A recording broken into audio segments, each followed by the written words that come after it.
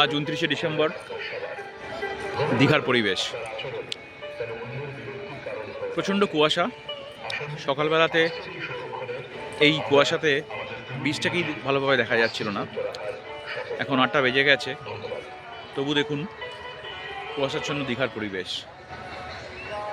সমুদ্রকেই ভালোভাবে ছবিতে দেখা যাচ্ছে না।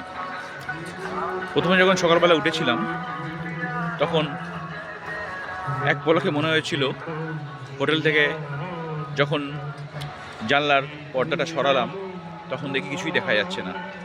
প্রথম কথা, কুয়াশাতে জানলার সমস্ত কাঁচ ঢেকে গেছে। তারপরে যখন মুছলাম তখন মনে হলো যেন দার্জিলিং, কালিম্পং বা কার্শিয়াংয়ে আছে।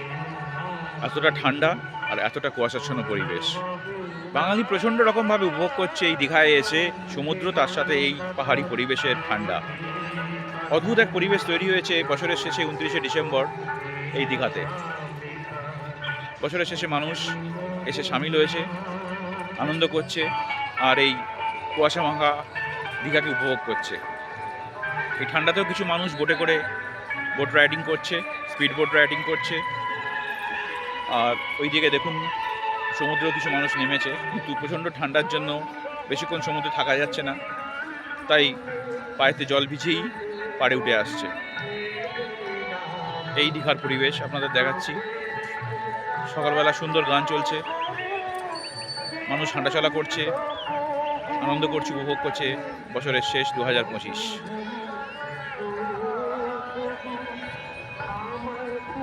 বছরের শেষে যদি আপনারা আসেন এই ডিসেম্বরেতে, এরকম ঠান্ডা উপভোগ করবেন। তবে এতটা ঠান্ডা পাবেন কিনা বলতে পারবো না, তার কারণ এখানকার লোকাল লোকেরাই বলছে যে এতটা কুয়াশা খুব কম সময় হয়। এমনিতেই 8টা সাড়ে 8টা বেজে গেলে যা রোদের তেজ থাকে, বসে থাকা যায় না। আর এখন দেখুন 8:30 বাজতে চললো, অথচ দীঘার এই পরিবেশ। এই পরিবেশ আপনাদের সামনে তুলে ধরলাম। আশা করি আপনারাও আমার সাথে এই সুন্দর পরিবেশ উপভোগ করবেন।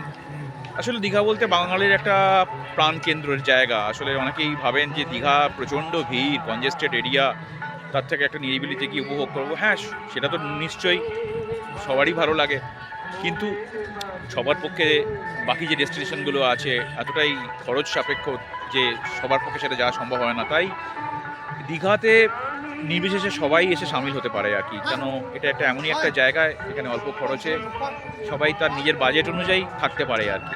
তাই মানুষ এই জায়গাতে এসে উপভোগ করে। সবার পক্ষে হয়তো পাহাড় বা নিরিবিলি যে বীচগুলো রয়েছে আমাদের সারা ভারতবর্ষতে, সবার পক্ষে যাওয়া সম্ভব হয়ে ওঠে না।